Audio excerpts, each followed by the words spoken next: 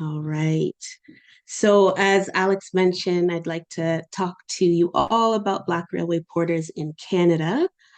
But before kind of we get into everything, I just like to do two land acknowledgements. I'm here in the Durham region. So I just like to read that one that the regional municipality of Durham has, and also the African ancestral acknowledgement. So if you could give me a few minutes and, we'll get to read through these. Very important to always honor and just honor the land and respect the land that we live on, that we work on, that we play on, and, that we've come here to. So, the region of Durham exists on lands that the Mississauga Anishinaabeg inhabited for thousands of years prior to European colonization. These lands are the traditional and treaty territories of the nations covered under the Williams Treaties, including the Mississaugas of Scugog Island First Nation, Alderville First Nation, Hiawatha First Nation, Curve Lake First Nation, and the Chippewa Nations of Georgina Island, Beausoleil, and Rama. We honor, recognize, and respect Indigenous peoples as rights holders and stewards of the lands and waters on which we have the privilege to live. In our efforts towards reconciliation, we continue to build and strengthen relationships with First Nations, as well as the large Métis communities and growing Inuit communities here in Durham. We commit to learning from Indigenous values and knowledge, building opportunities for collaboration, and recognizing that we are all connected. And then the African ancestral acknowledgement. I'm not sure how many of us have seen this one or seen a version of it. But this one was written by Dr. Natasha Henry Dixon, who is a professor of African Canadian history out of York University in Toronto. So we acknowledge the Indigenous Africans who were forcefully removed from their native lands and dispersed across the New World. This involuntary migration heavily contributed to the movement of African descended people across the African diaspora to places like Canada. It is imperative that we think deeper about the processes that led to the disposition of Indigenous peoples on this land and settler colonialism. We must examine how these same processes displaced and forcibly removed Indigenous Africans from their lands to exploit their labors in European imperial endeavors to create a new world. Stolen people on stolen land. What we are confronted with today are the vestiges of the transatlantic slave trade, what Dr. Sadia Hartman calls the afterlife of slavery. In entering a conversation about anti-Black racism, it is important to center the humanity of Black peoples and to examine systems that act upon them. Thank you so much for listening to the acknowledgements. So, as mentioned by Alex, I am a historian, specializing in Black history, Black Canadian history.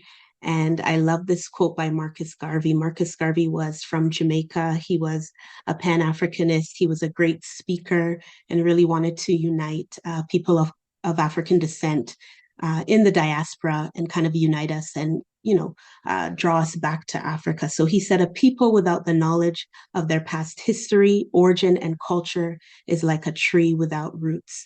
So it's so important that we always look back at the past to see how things were created, why they were created, and to really just think about where we are now and how some of these things from the past affects where we are now, and also to take from the past and what we're dealing with now to make a better future. So I really appreciate this quote from Marcus Garvey.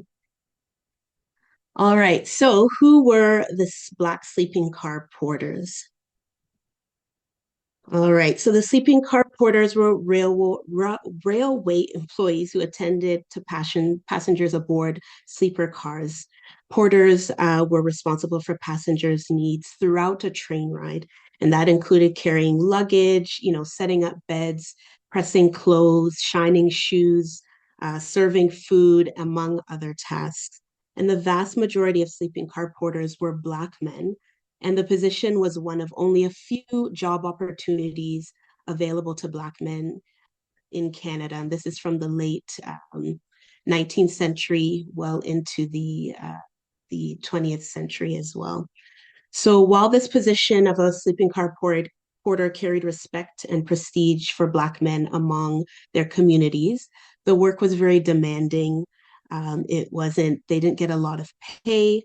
There was always a threat of being fired suddenly, and these Black men faced a lot of racial discrimination in these roles.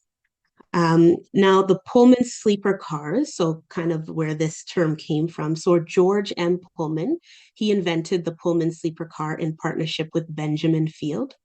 And these sleeper cars were designated for overnight travel. So Pullman sleeper cars were first used in the United States in 1865 and introduced in Canada in the 1870s.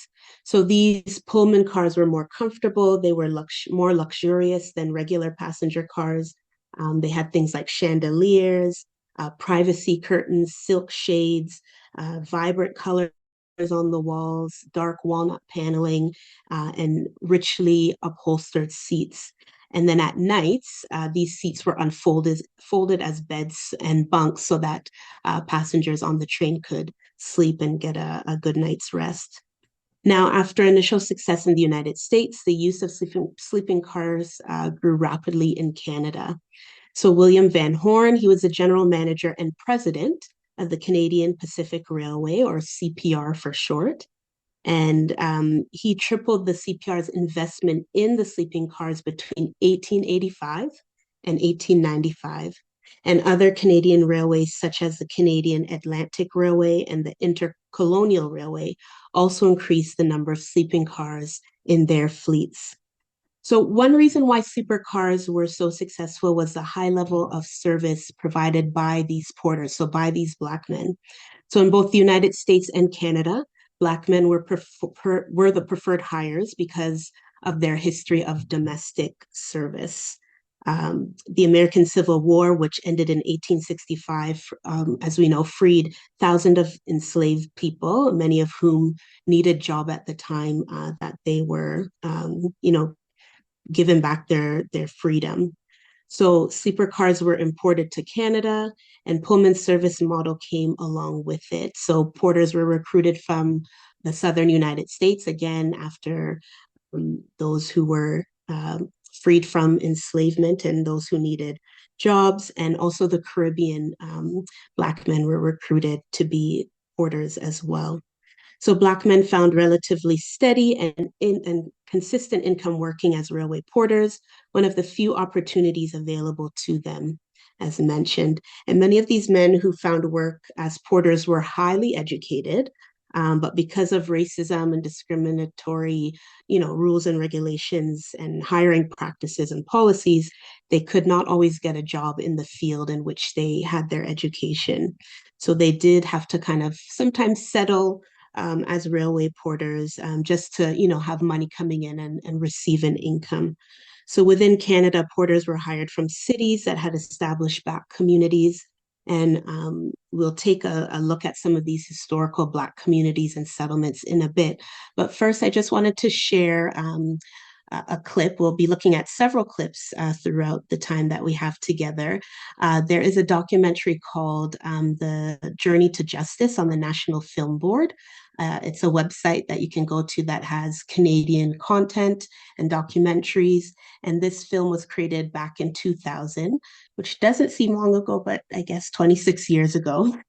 So this was created, and it talks about the kind of civil rights leaders in Canada who kind of went through things and stood up for their rights. So I just wanted to show a clip from that now. So I'm going to just stop sharing for 1 minute, switch over to that, and then we'll continue on.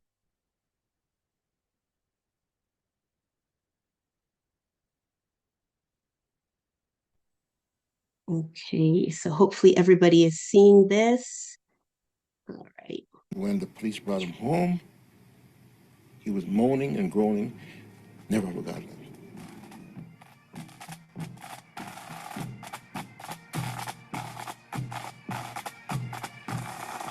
Canada in the 1920s was still essentially white and British. And for the Canadian government, race was grounds for admission or exclusion from the country. Blacks and other minorities were denied housing and land grants. Across the country, they were turned away from apartments, restaurants, hotels, beaches, parks, and even hospitals. Discrimination was permissible and acceptable. In the United States, Jim Crow was legislated. The law said black people must use separate facilities. Black people must have separate schools. Black people must sit in different parts of the cinemas or ride in different cars in the train. In Canada, the law didn't say you must. What the law said in Canada was you may. And most employers chose to exercise their option to discriminate. The only place where black men were welcome in the workforce was the railroad. For many, including Stanley Grizel, it was the rails or nothing. We were called George invariably by the public. That's how they were addressed us, because, of course, George Pullman was the inventor of the first sleeping car in the United States of America. And so porters, in the early days, were referred to as George's boys. And by the time I started on the road, it was, well, good morning, George, how are you? You were just considered to be like the equipment. You were not treated, as a human being. The porter on the railroad was the bottom of the barrel. Even the news agent received more respect. You were their servant. You made the bed, you cleaned the toilets, you cleaned the spittoons. That's a word you don't hear now, cuspidor or spittoon. And in those days, most men spit.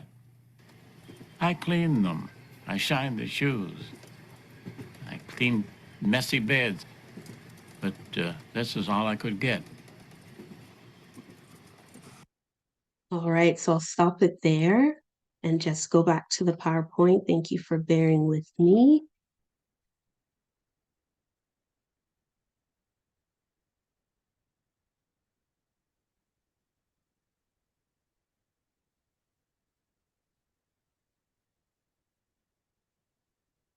All right, so I hope that clip was helpful in just kind of seeing how Black railway porters were treated, the job itself, what they had to do, and as mentioned by the last gentleman, one of the only jobs that they could get.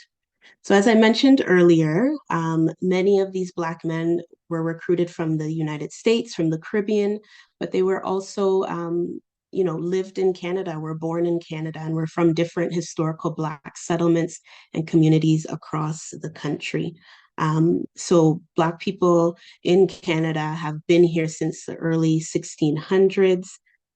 We've come as different, we've come as enslaved, we've come as freedom seekers, we've come as, looking for better opportunities as Black loyalists.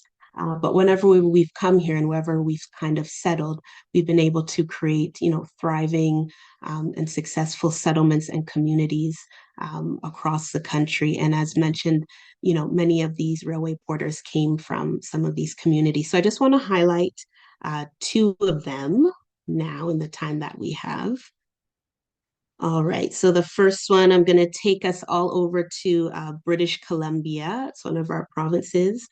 And talk about Black Strathcona or Hogan's Alley. So I just want to provide a little bit of information about this community. So located in Vancouver, British Columbia, it was home to multiple immigrant communities, but it was largely known for its Black population. And the Black population had established itself in the area by 1923 when the African Methodist Episcopal Fountain Church was established. And we see a picture of that on the screen as well.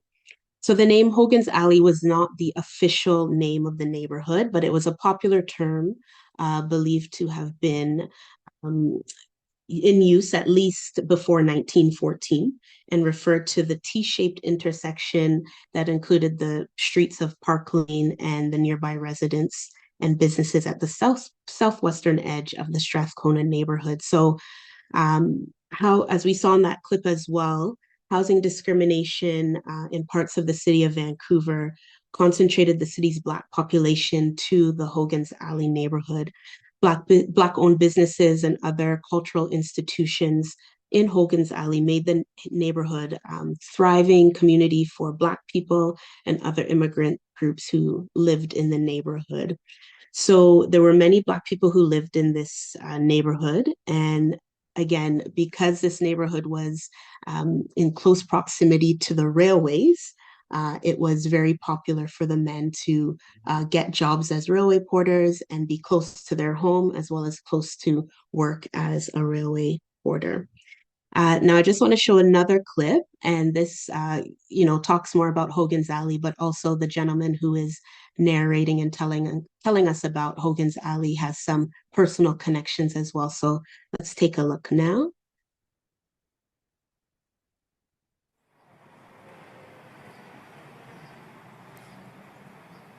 Behind me, at the corner of Main and Pryor, where the Georgia Viaducts are now, there used to be a 3-story brick building.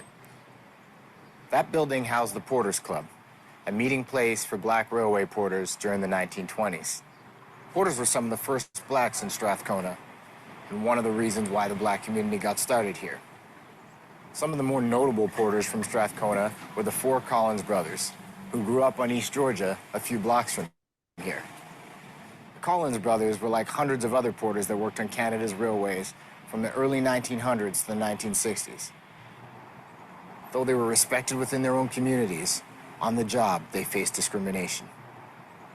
Porters could be fired without notice or without cause. Much of their income came from tips, making them dependent on the whims of passengers. And they were refused promotions to supervisory positions like conductor, even though they often did many of the conductor's duties. Efforts to unionize were squashed by the railway companies. That changed in 1942, when the US-based Brotherhood of Sleeping Car Porters expanded into Canada. The president of the Canadian branch of the Brotherhood was Frank Collins, the eldest of the 4 Collins brothers. Under Frank's leadership, the Brotherhood fought discrimination and unfair labor practices. In fact, my dad, who worked for one of the rail companies, benefited directly from his efforts. Over a 35-year career, he rose through the ranks to become a senior purchasing agent, a supervisory position with higher pay and shorter hours. By making gains in the workplace, the porters were able to, in turn, contribute to their communities and make better lives for their families. They also made better lives for the generations of families that followed them, including mine.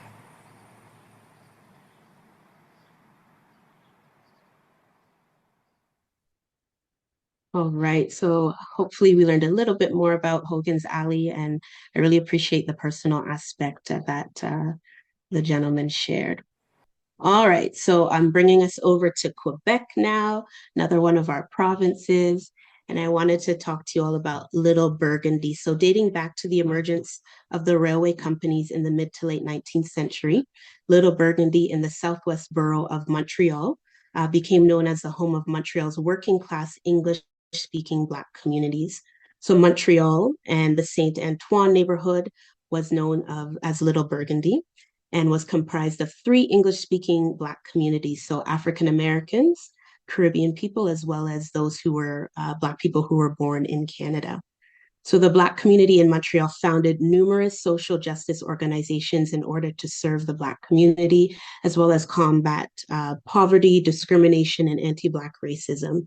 So there are different organizations, social organizations, such as the Women Colored Club of Montreal, the Union United Congregational Church, and the Negro Community Center, and those are just a few.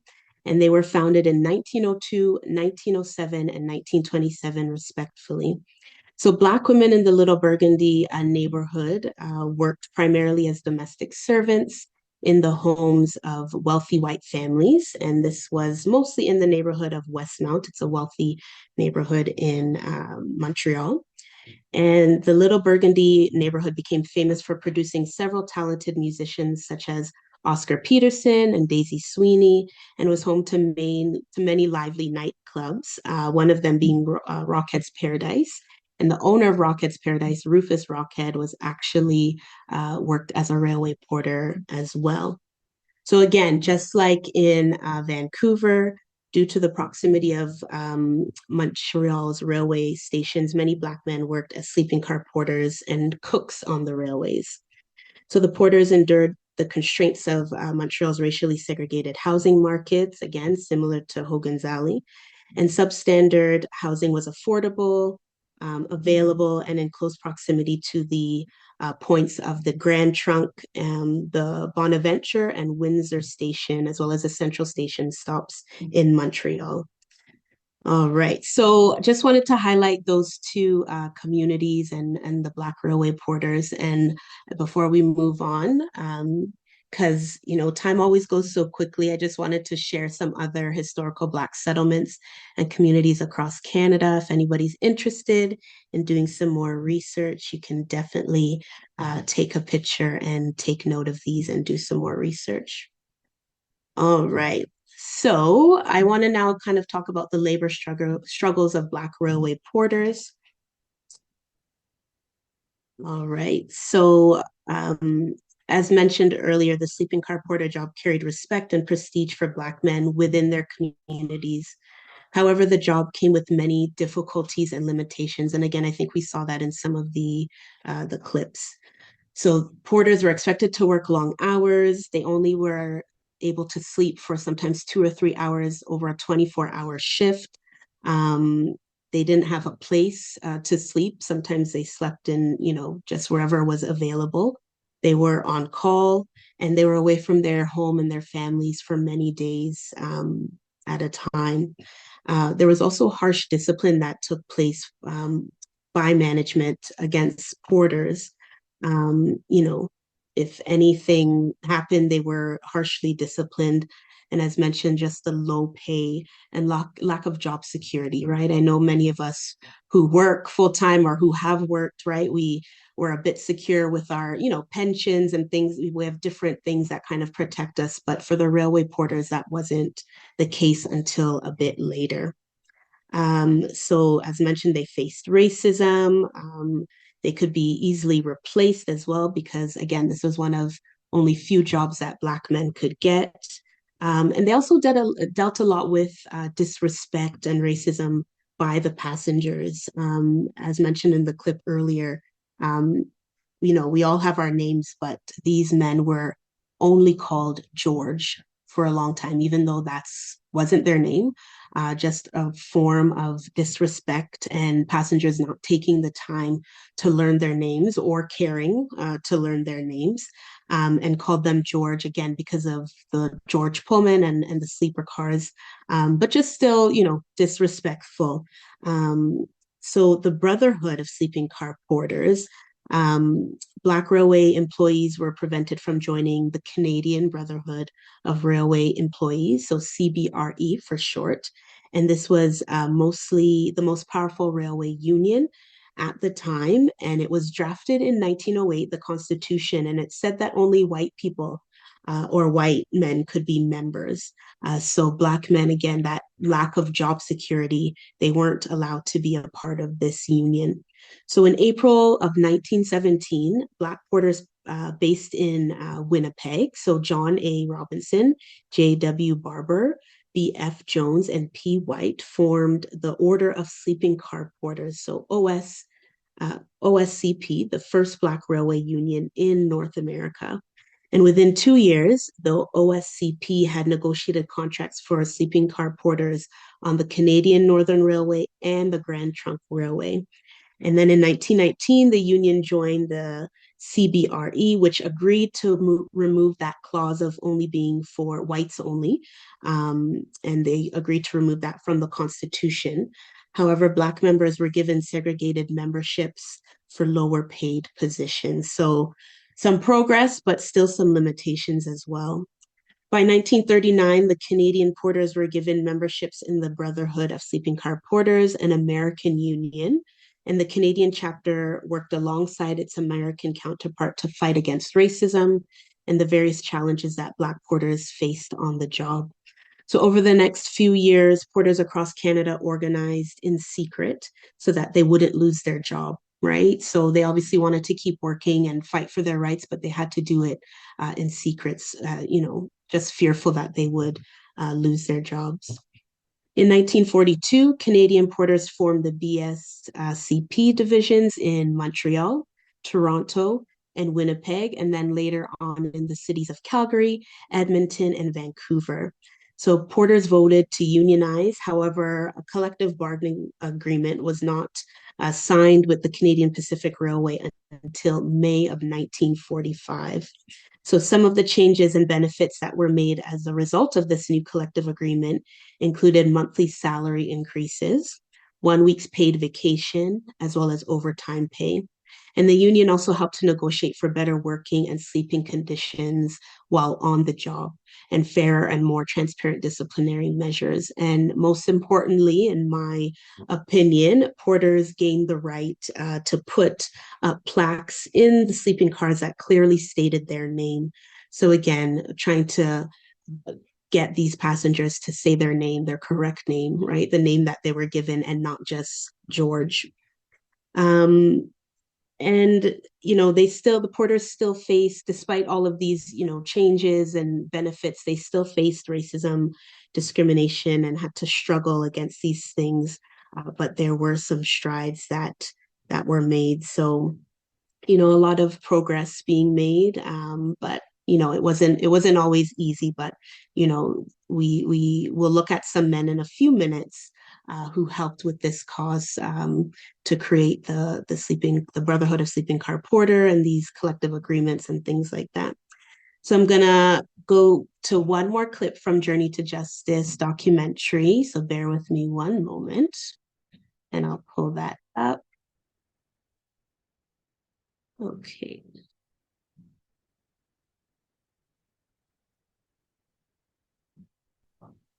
All right.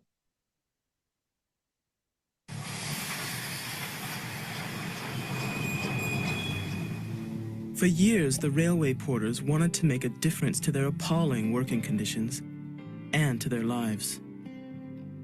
In 1945, they made a breakthrough. After years of clandestine work, the porters had formed a union. It not only gave them better pay and better working conditions, it made Georgia's boys a force to be reckoned with. The Brotherhood of Sleeping Car Porters was a godsend to us. It was a godsend. It gave us manhood. The Brotherhood of Sleeping Car Porters did change the black community right across the country, wherever it existed. And as a matter of fact, the Brotherhood of Sleeping Car Porters became the official spokespersons for the black community. Whenever an issue came up concerning a black person, we were immediately consulted by the media. What do you think about this? What do you think the solution is to the problem? And so we were recognized and respected. It also gave the porters an invaluable lesson in politics. Across the country, they used their organizational skills to challenge the color barriers in the communities where they lived.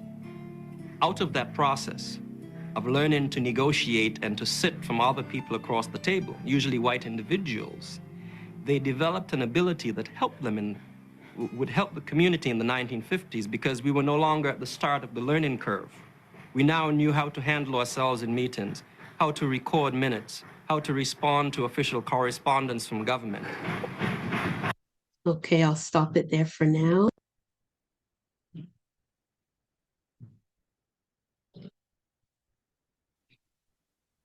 All right, so hopefully we learned, just a little bit about the labor struggles and issues that these men faced and were engaged in and really fought for, to make sure that things were better for themselves and their coworkers.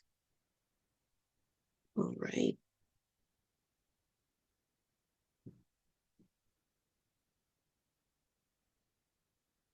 All right, so as I mentioned too, I just wanted to highlight a few of these leaders. We've seen some of the men in some of the clips, like Stanley Grizzell, but we'll get to him. I first wanted to highlight John Arthur Robinson. He was a railway porter, a labor leader. He was born in St. Kitts around 1883, and he spent some time in New York City before coming to Winnipeg in 1907, where he worked as a porter for the Canadian Pacific Railway. And in April 1917, he was one of 4 founders of the Order of Sleeping Car Porters, as mentioned, the first Black railway union in North America. And him and his colleagues advocated for better wages and working conditions for Black railway porters. He was also able to convince the Canadian Brotherhood of Railway Employees to accept Black porters as auxiliary members. In 1947, he retired and returned to St. Kitts and just really was an advocate for the porters and making sure that they were part of the union and that they got the same rights as white porters as well. All right, this is Calvin Ruck. Calvin Ruck was born in Sydney, Nova Scotia in 1925. He worked as a porter on the Canadian National Railways.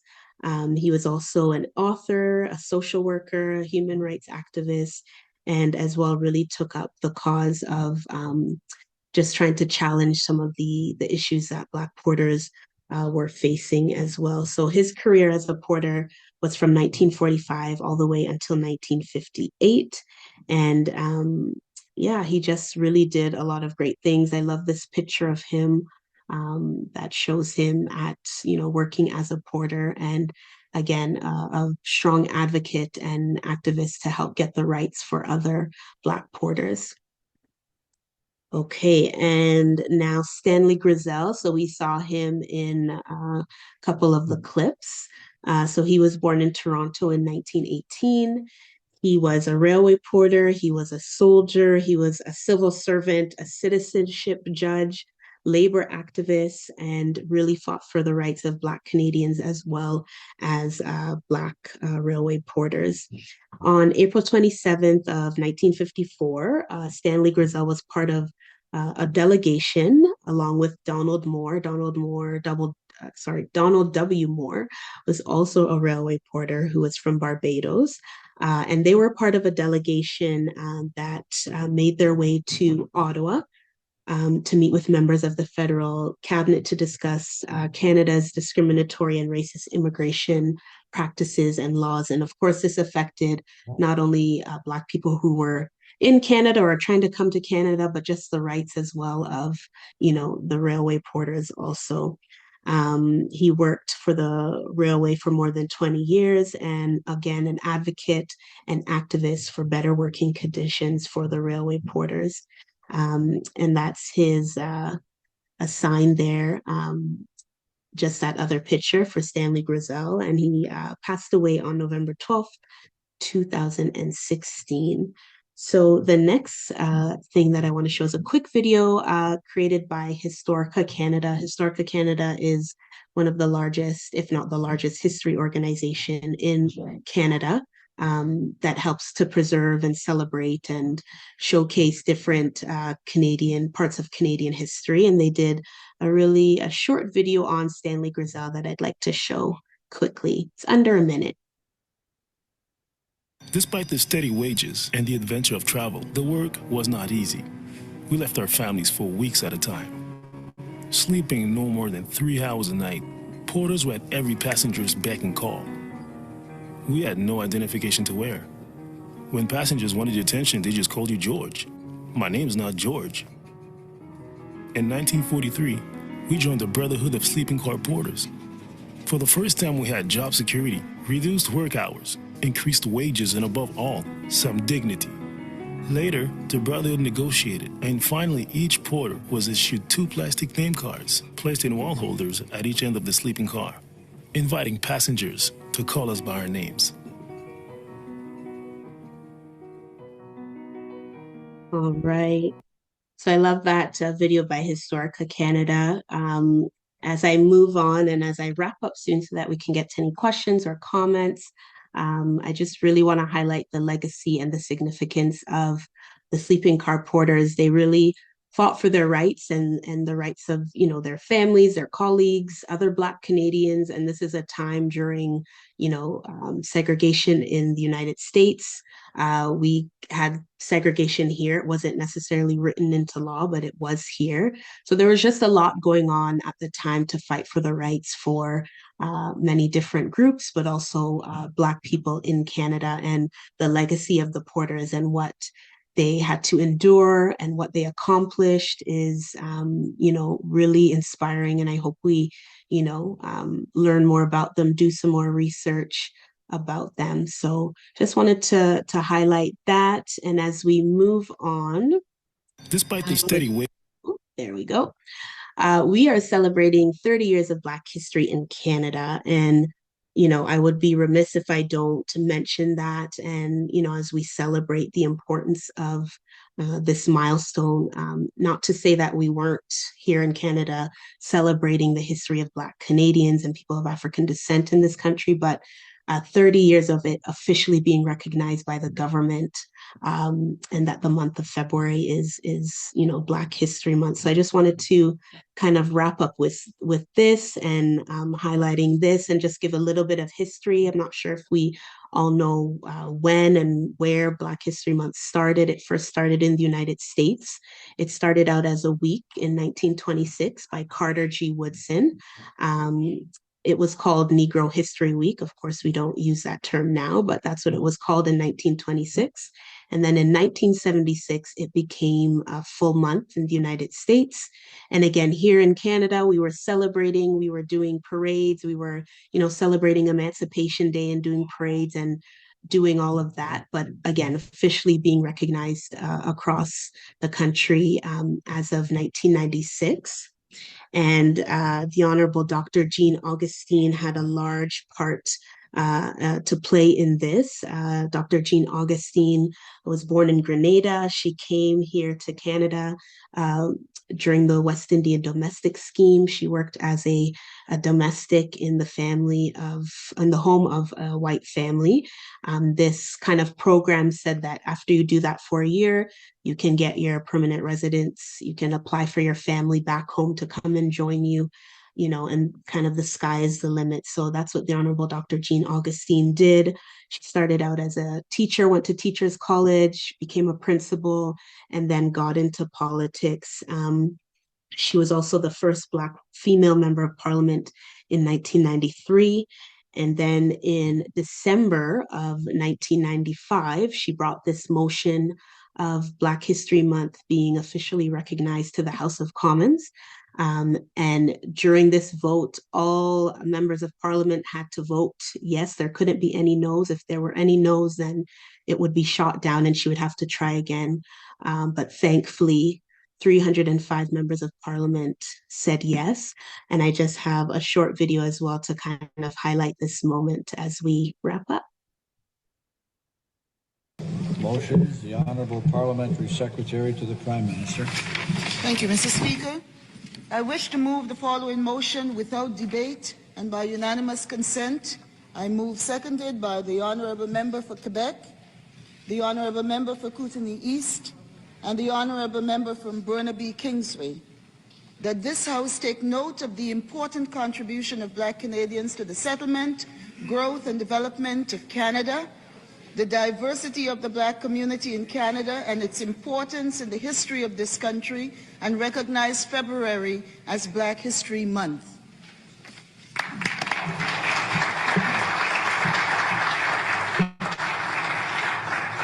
Does the Honourable Parliamentary Secretary have the unanimous consent of the House to move the motion? Agreed? Agreed.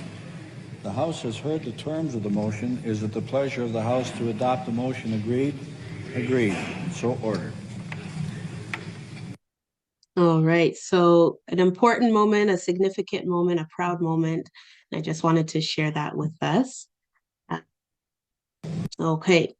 So again, the Honorable Dr. Jean Augustine, I had the privilege and honor of interviewing her for my master's dissertation a long time ago now. Oh my gosh, time is going. But back in 2010, I interviewed her And she was the fairness commissioner at the time. And I emailed her from the UK. I said I was coming back home for Christmas break and if I could meet with her to interview her for my dissertation. And she said yes. And I spent a couple of hours there, and it was so amazing. She said wonderful things to me. She said this particular quote with me to me, and it's always stayed with me. She said that the history of Black people is really a part of Canadian history. The contributions that we made to Canadian history, the contributions that we made to Canadian society are part of the contributions we should have made as Canadians in Canadian society. I think that in every aspect of Canadian life, you can find someone of African descent, of Caribbean descent, of Black participating, and therefore it is essential that that be recognized by the society. So I just wanted to wrap up with that quote by the Honorable Dr. Jean Augustine. Black History Month is wonderful. It's important. It's important that we recognize and celebrate and honor all of those people of African descent who came before us. But just to know that Black history is Canadian history, we should celebrate it and learn about it and reflect on it 365. So I just wanted to remind us of that as we continue just throughout this month and throughout this year, continuing to learn. And I'll just wrap up with some different resources for everyone. Here are some books on the Black experience in Canada, whether it's on Africville, that's another historical community, the Book of Negroes that was turned into a TV series, I think about 11 years ago, more about enslavement in Canada with the hanging of Angelique, Viola Desmond, My Name's Not George, that's Stanley Grizel's book. Some more books here. They Call Me George by Cecil Foster. That's his experience as a railway porter, the Underground Railroad, Emancipation Day, the Black Prairie Archives, Africville, Unsettling the Great White North, and so much more. There are so many options, but these are the ones that I chose. So feel free to take a picture, or if it's at all possible, I can send it to Ryan and Alex, who can share with those who have registered. Some articles as well on the Black experience in Canada. Again, the Black enslavement, racial segregation, more about the Black railway porters, Africville, Caribbean Canadians, sleeping car porters in Canada, Black railway porters, and Black history in Canada, 1960 to the present. And then if anyone's into podcasts, these are some podcasts, documentaries and films. As I mentioned, and as we watch the Journey to Justice film, free to watch on the National Film Board website. The Book of Negroes I mentioned. I'll highlight The Porter, which was a series done and came out in 2022. It's on CBC. I believe you can watch it on CBC Gem. Again, you just have to create an account and watch it online. BLK, an origin story that came out in 2022, and most recently a series again on CBC Gem called Black Life, Untold Stories. I had the opportunity to work on some educational tools for that series, and it talks about migration to Canada, all the Black experience, but migration, enslavement, sports, music, so on and so forth. So those are some resources. I hope you'll take advantage of them. I just wanted to share with everyone some of my projects that I have ongoing. I've written 2 children's chapter book. It's actually a series. So book 1 and book 2. Harriet Tubman is book 1. William Peyton Hubbard, who was the first Black acting mayor for the city of Toronto and the first Black councilman. This book came out end of September last year. And it features my 9-year-old son, Ara, as the main character, and he travels back in time to meet different Black historical figures. So again, it's a series of 5.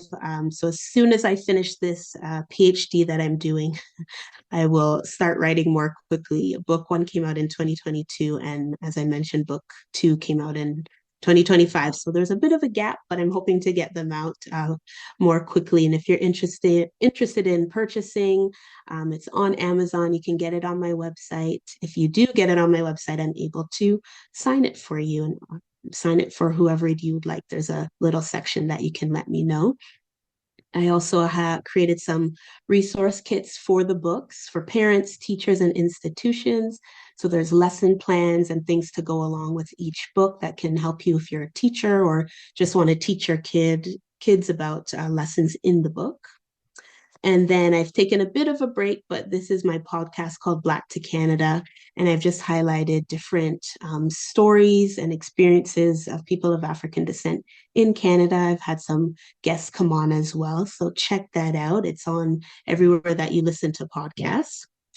And do stay connected with me on Instagram, my website. I'm also on LinkedIn as well. And I just want to thank everybody for joining this evening. If there's any comments or questions, I look forward to it. And thank you so much for listening. And Ryan, I'll turn it back over to you. Thank you, Shannon, and for your outstanding and informative talk. I think you said it best, but you really illuminated an important part of Canadian history, especially as we celebrate the 30th anniversary of Black History Month, which is a significant milestone. So thank you so much. I've got to say, My you also pleasure. shared some excellent resources at the end, including your own time travel adventure books, which I have personally enjoyed and I would strongly recommend to our audiences. Having said that, hello to everyone. I'm Ryan Goldsworthy. I'm the head curator at the Toronto Railway Museum. I'll invite you now to submit any questions that you may have for Shannon just down in the Q&A chat box below.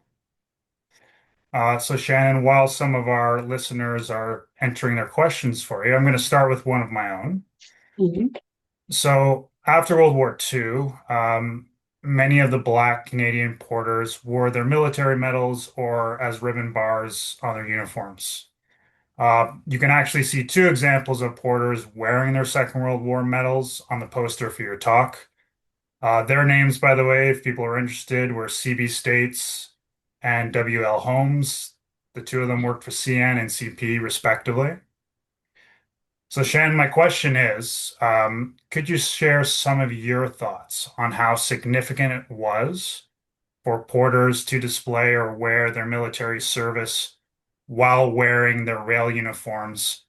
And did this recognition of a very visible service to Canada contribute to reducing the prejudice which was frequently experienced by porters? Thanks, Ryan, for those questions. I think it was very important that they wore them. And I think as a way, and as I mentioned, just to kind of humanize them and to show, people who they were serving, that they did serve this country. A lot of the time, even trying to, fight for World War One and World War Two, it was a challenge for Black men to even join. They weren't wanted, right? That's kind of the narrative sometimes of, unfortunately, of Canada beforehand, before World War II, is that there were certain people who they wanted to come into the country, right? Black people who were here. Again, it was just a struggle to show that they belonged to this country and that they wanted to serve. So showcasing their medal on their uniforms was important. It was like, an outward display saying, "Hey, I serve this country, right? I'm worthy of being here. I'm worthy of respect." Right? That's the main thing. I'm worthy of respect and not, being called George when that's not my name, or being treated horribly, right? While serving people. So very important that they wore their medals and their honors. Second part of your question, remind me again. Absolutely, yeah, and thank One, you for please. that. Of course. Second part was that this sort of recognition of something that's visible is like it's undeniable. How can you deny someone respect who so clearly served Canada? Did this contribute to, reducing some of the prejudice, which was, frequently experienced by porters? Um, Maybe. Yeah, it's hard to say. Maybe. Yeah, I would hope so, but I also, just kind of doing this work for a long time and, learning about people, is that people sometimes don't, when they have certain thoughts and assumptions, they hold on tight to that sometimes, and they're not always willing Mhm. to change their views. So I would hope that that would help, but honestly, it depends, I think, on the person and who they are, and, kind of what they have in their heart, whether it's willingness to change and be open, or, you know, total just disregard and hate. So hopefully, and I'm sure it did in some, situations, but again, people can be people sometimes and hold strong onto their negative views and ideals. Indeed. And even something so prominent is not necessarily going to Mm-hmm. change those views, as negative as they were. Thank, Exactly. thank you for that, Thanks Shannon. for Got a few questions here. Couple of comments as well. okay. This first one is from Lynn, and she just wanted to throw a comment to you, Shannon. She said, as a young girl, my father often put me on the overnight train from Toronto to Capreol, which is a small town in Northern Ontario. And she says, my dad taught me to respect the porter on the sleeping train and said that I would be safe under the porter's care. I always felt safe. So just a bit of a personal anecdote, which is nice. Thank you so much for that. Um, this is from Nancy Graham. She says, a terrific presentation, of course. The question Yeah. is, Shannon, have you had the opportunity to read Suzette Mayer's The Sleeping Car Porter? Do you have any insights into the book? Thank you. Thanks. I have not. So I will add that to my list. I will add that to my list. Thank you so much. I have not read that one yet. Thank you, Nancy, for the recommendation. Yes, thank you. This next one, Shannon, is from Joe Guston. Joe's question is, were all the porters black, or were only black people accepting porter jobs?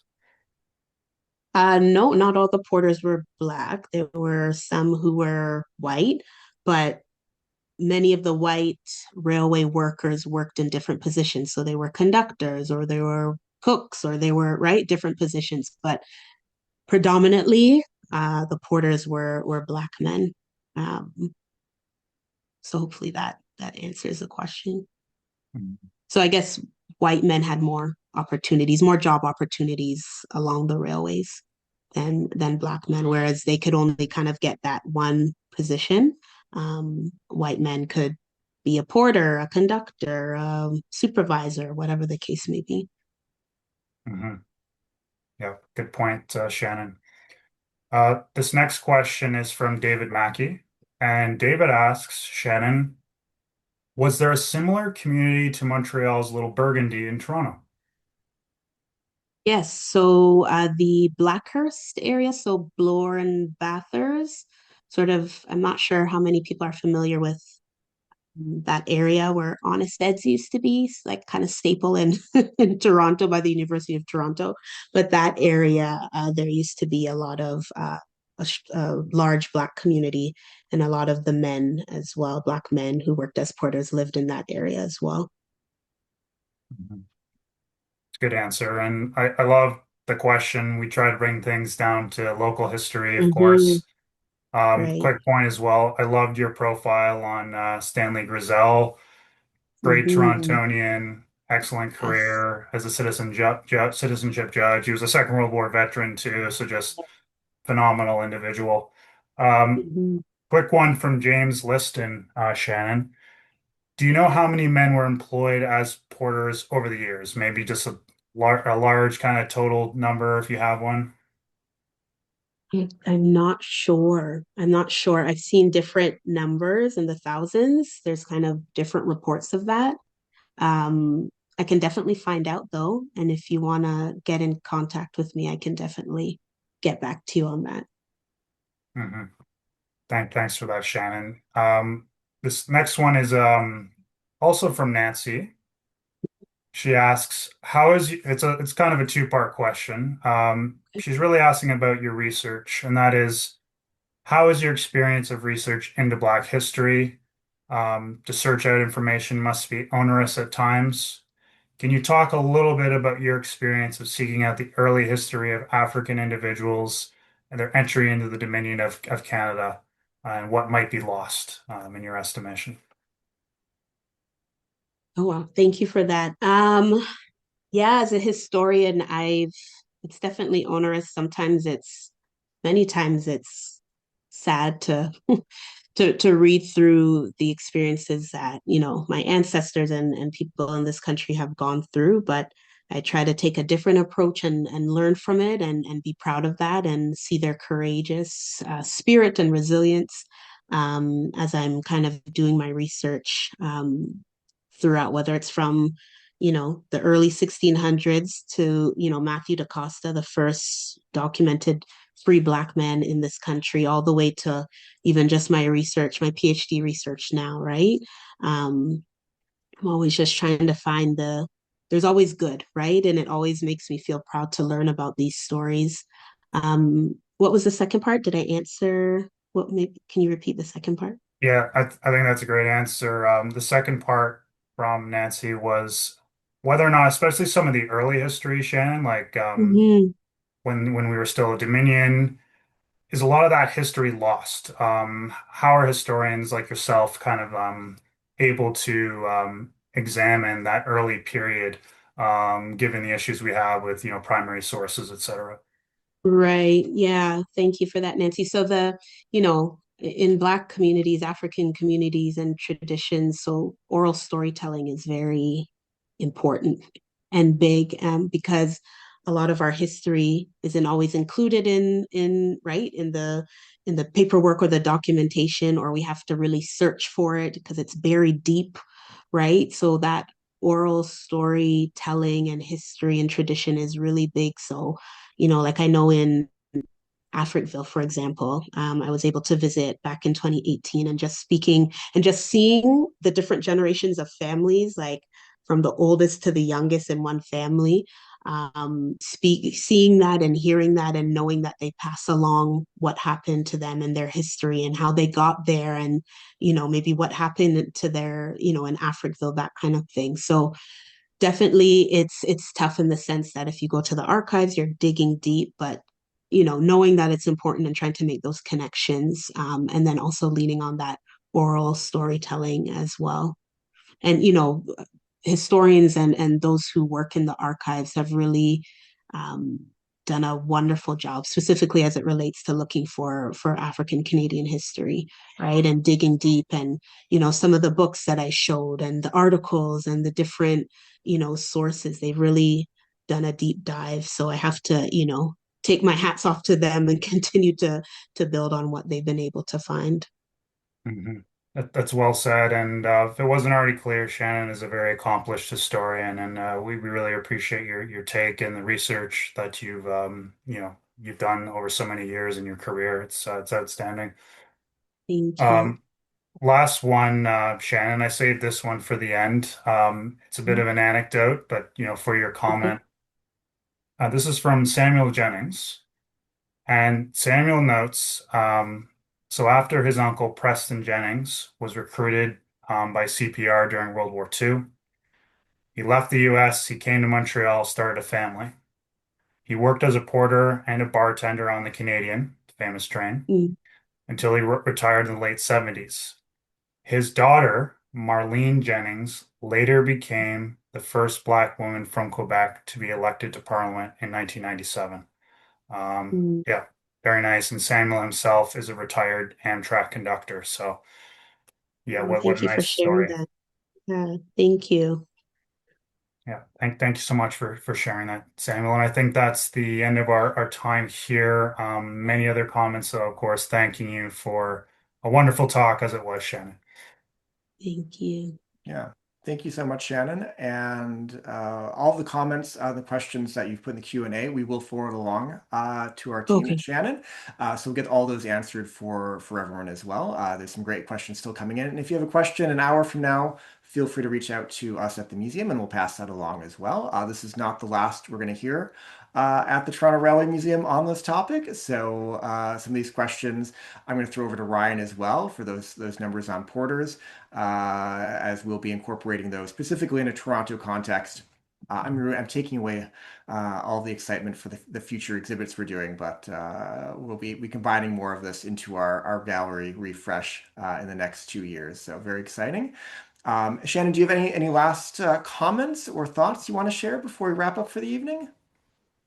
Just thank you everyone for spending the time this evening. I really appreciate it. Thank you for hearing me out. Thank you for your questions and your comments, and I just really appreciate it. And please stay in touch if there's any questions or just to stay connected, please do. I always appreciate those relationships and connections. So, and Alex and Ryan, thank you both. I appreciate it. Well, thank you so much. We'll see you all again a month from now on March 10th when we're talking about Metrolinx. Very different topic, but still rail related. So we'll see you then and have a good evening, everyone.